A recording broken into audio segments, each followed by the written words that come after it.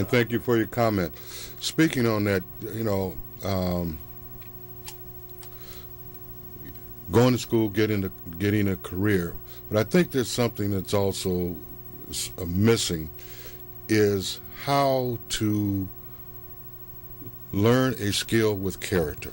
Okay, if I'm in the healthcare field, yes, I'm a nurse. I got my degree, but also how do I pursue that career with character to make every person I come in contact with just feel good because I'm there.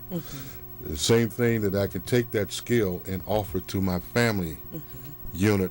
Like my wife is a nurse, and every time anybody in the family gets sick or have a problem, telephone rings. Okay, so she's That's like right. the family doctor. Okay, what should I do? Who should I call? And that's the role that she performs. Where do you see effective education for the black family should be in? As the caller just mentioned,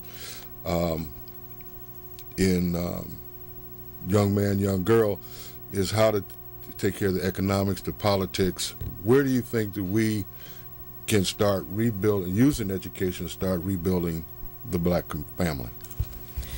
To use education to build the black family, I think you could use it to change your circumstance.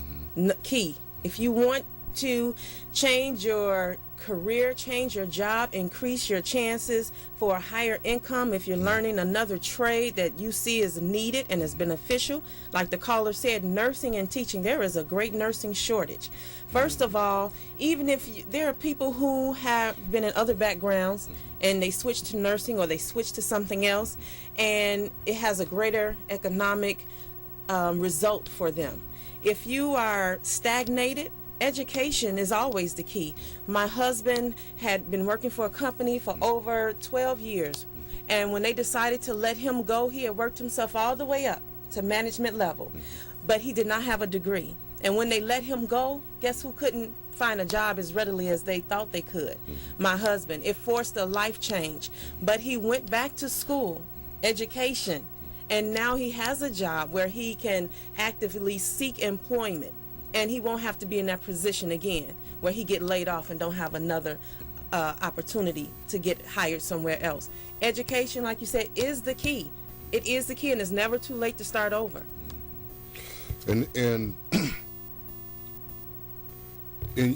many of your shows, I've listened to them, the outside influences that can come into a family and split them apart. And I was thinking about when I first started teaching, I was actually working for Joliet Junior College in a program called the Inmate Training Program. And I was teaching at one of the maximum security institutions in the state of Illinois. And we used to just have rap sessions with our students who were in there from robbery, attempted murder, you name it. And one of the questions we asked them, now mind this is 1972, okay? Why do you join gangs? At that time they reminded me that they were called organizations. The overall reason given for joining street gangs is that was my family.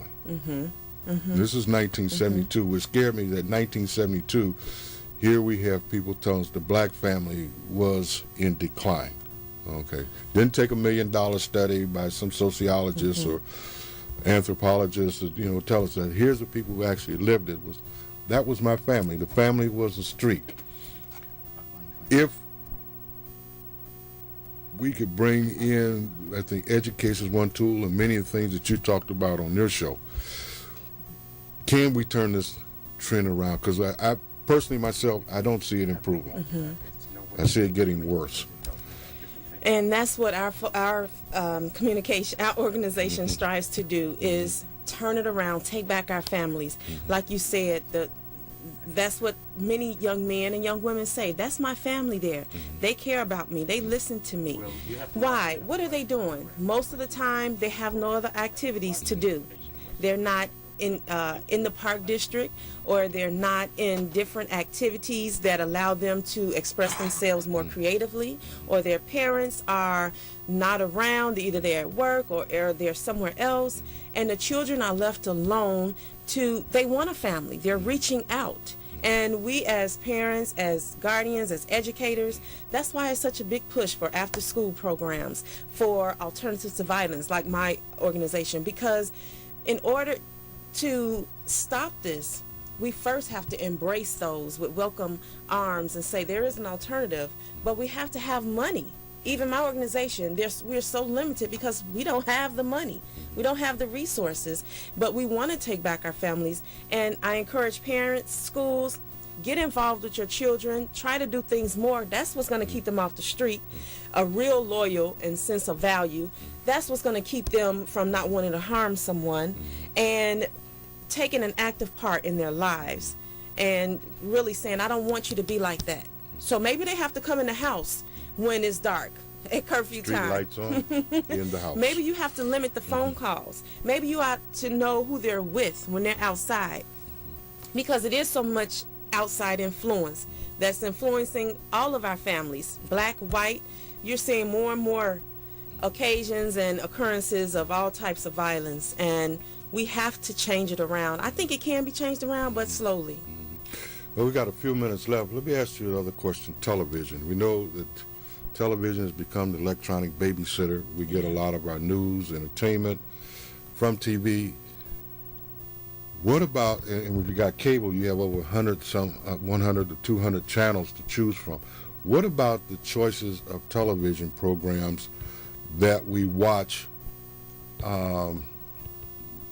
VH1, MTV, the videos, as opposed to maybe the Discovery Channel, History Channel, the Learning Channel, watching some talk shows. How can maybe a change in our viewing habits through looking at more informational programs bring the family back together?